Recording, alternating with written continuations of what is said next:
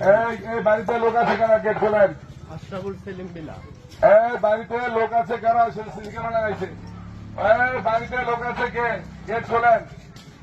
আমরা এই যে আপনাদের এই গোয়ালবান্ধা এলাকায় আসছি, আপনারা এই যে নারী পুলিশ আছেন যারা, আপনাদের কাছে আমাদের বিনীত অনুরোধ, আপনারা কি সবাই খারাপ? অল্প কজন লোকের জন্য এখানে বদনাম হচ্ছে। আমরা কিন্তু লুঙ্গি করে আসতে পারি, আমরা আমাদের কার্ড নিয়ে আসবো। আপনারা আমাদের মা, আপনারা আমাদের বোন, আপনারা আমাদের আত্মীয় স্বজনের মতো মনে করতে হবে। আমরা যে খারাপ তাকে আমরা নিয়ে যাব। আপনারা কি সহযোগিতা করবেন?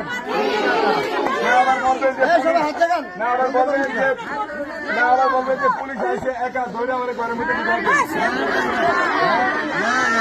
আপনার দেখেন, আপনাদের আমি সন্তান,